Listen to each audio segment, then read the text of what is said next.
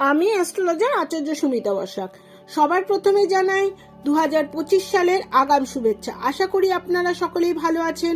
আর তার সঙ্গে জানাই যারা আমার চ্যানেলটি সাবস্ক্রাইব করেছেন তাদের অসংখ্য ধন্যবাদ আমার চ্যানেলের পাশে থাকার জন্য।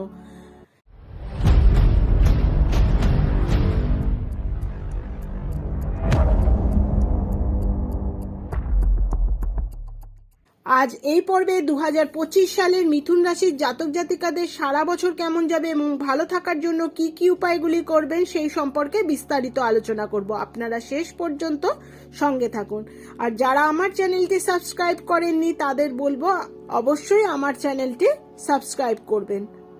আজ এই পর্বে মিথুন রাশির উদ্দেশ্যে বলবো, বছরের শুরুতে বড় কোনো গ্রহ স্থান পরিবর্তন করছে না, তবে 29শে মার্চ শনিদেব কুম্ভ রাশি থেকে স্থান পরিবর্তন করে মীন রাশিতে অবস্থান করবে। 2025-এর মে মাসে দেবগুরু বৃহস্পতি বৃষ রাশি থেকে স্থান পরিবর্তন করে মিথুন রাশিতে অবস্থান করবে। তাছাড়া সংখ্যাতত্ত্ব অনুযায়ী 2025 বছরটি হচ্ছে মঙ্গল গ্রহের বছর, অর্থাৎ সেই অনুযায়ী মঙ্গলের শুভাশুভ ফল প্রত্যেক রাশির ওপরেই থাকবে। বছরের শুরুতে মঙ্গল গ্রহ বক্রী হয়ে দ্বিতীয় চতুর্থ ভাবে কেতু গ্রহ, নবম ভাবে শনিদেব ও দশম ভাবে রাহু গ্রহ, দ্বাদশ ভাবে দেবগুরু বৃহস্পতি অবস্থান করবে। 2025 সালের মিথুন রাশির জাতক জাতিকাদের স্বাস্থ্য উদ্দেশ্যে বলবো, রাহু এবং কেতু আপনার দশম ও চতুর্থ ভাবে সারা বছর অবস্থান করায় শারীরিক কিছুটা দুর্বল থাকবেন। পিতামাতার স্বাস্থ্য সমস্যা দেখা দেবে, সেই সমস্যার কারণে কিছুটা পারিবারিক অশান্তিও দেখা দিতে পারে। তাছাড়া কিডনিতে পাথর, বহুমূত্র রোগ, মূত্রনালীর সংক্রমণ ও অ্যালার্জি বা গোপনাঙ্গের সংক্রমণের সমস্যা দেখা দিতে পারে। মহিলাদের হরমোনের ভারসাম্যহীনতায় কষ্ট পেতে পারেন। গর্ভবতী মহিলারা এবং তাদের সন্তানের স্বাস্থ্য বিষয়ে যত্নবান হতে হবে। বৃহস্পতি গোচরে দ্বাদশভাবে অবস্থান করায় আপনার ও আপনার জীবনসাথীর স্বাস্থ্যের অবনতি ঘটতে পারে, যার ফলে অসুস্থতার কারণে চিকিৎসা অর্থ ব্যয় হবে। হাত ও কোমর থেকে পা পর্যন্ত চোট আঘাত লাগার সম্ভাবনা আছে। মিথুন রাশির ছাত্রছাত্রীদের উদ্দেশ্যে বলবো, 2025 সালটি বৃহস্পতির দৃষ্টি পঞ্চমে ও সপ্তম ভাবে পড়ায় শিক্ষার ক্ষেত্রে সফলতা আসবে। এবং মাধ্যমিক ও উচ্চ মাধ্যমিক শিক্ষার্থীদের উদ্দেশ্যে বলবো, তোমাদের নিজেদের বুদ্ধির ভুলে নম্বর অনেকটা কম আসতে পারে। দ্বাদশভাবে বৃহস্পতি ও শনি গোচরের দৃষ্টি ষষ্ঠভাবে থাকায় উচ্চশিক্ষা বা সরকারি চাকরির জন্য প্রতিযোগিতামূলক পরীক্ষায় উত্তীর্ণ হতে পারবে। অষ্টম ও নবম ভাবের অধিপতি শনিদেব নবম ভাবে থাকায় উচ্চশিক্ষার ক্ষেত্রে ডিগ্রি লাভ করতে সক্ষম হবে। শনিদেব নবমে অবস্থান করার জন্য যারা commerce, account, sales and service, charter account, law, nursing training বা যে কোনো ম্যানেজমেন্ট বিষয় নিয়ে যারা পড়াশোনা করতে চাইছো তারা উত্তীর্ণ হতে পারবে।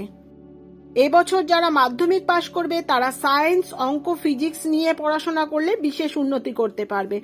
গান, নাচ, অভিনয়ের সঙ্গে যুক্তরা ভালো অধ্যবসায় বা পড়াশোনায় মনোযোগী হলে তবেই ভালো ফল করতে পারবে। মিথুন রাশির জাতক জাতিকাদের কেরিয়ার সম্পর্কে বলবো, আপনার অফিসের ঊর্ধ্বতন কর্মকর্তা ও সহকর্মীরা আপনার কঠোর পরিশ্রম ও কাজের প্রশংসা করবেন। তার কারণে আপনার পদোন্নতি ও বেতন বৃদ্ধি পাবে, যার কারণে আপনি বাড়ি গাড়ি কেনার জন্য অর্থ ব্যয় হতে পারে। তাছাড়া শিক্ষক, সরকারি কর্মচারী, electronics, textile engineer, bank, metro rail, জাহাজ, ফরেস্ট বিভাগ, গৃহশিক্ষক, বিজ্ঞান বিভাগ, স্পেস সংক্রান্ত বিষয়, মিডিয়ার কাজে যুক্ত হলেও পদোন্নতি ও সুনাম বৃদ্ধি পাবে।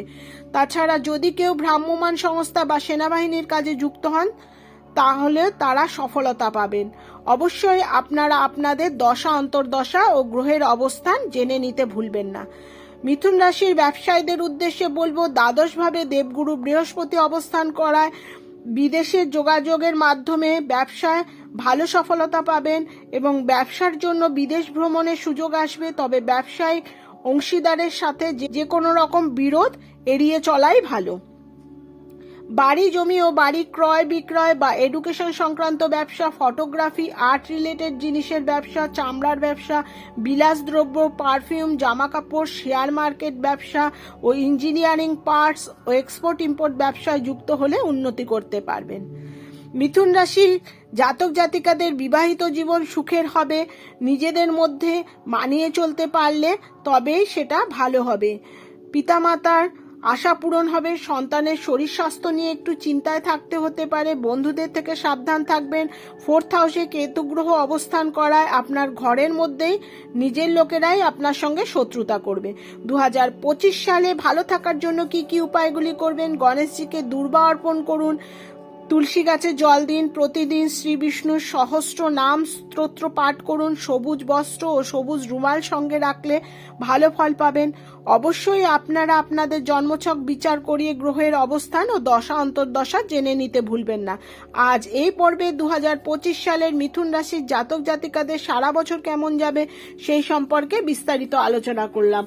আগামী পর্বে পরবর্তী রাশির জাতক জাতিকাদের সারা বছর কেমন যাবে সেটা জানার জন্য আচার্য সুমিতা বসাকের চ্যানেলের দিকে নজর রাখুন। চ্যানেলটি সাবস্ক্রাইব করুন, পাশে থাকা বেল বাটনটি অবশ্যই ক্লিক করবেন যাতে আমার আপলোড করা ভিডিওগুলি আপনার কাছে পৌঁছে যায়। অবশ্যই আশা করব লাইক, কমেন্ট, শেয়ার করবেন, আপনার আত্মীয় বন্ধুদের মধ্যে শেয়ার করবেন যাতে 2025 সালে রাশিফল সম্পর্কে আগাম জেনে নিয়ে উপকৃত হন। প্রত্যেকে ভালো থাকবেন, সাবধানে থাকবেন, সুস্থ থাকবেন। আজ এই পর্যন্ত, নমস্কার।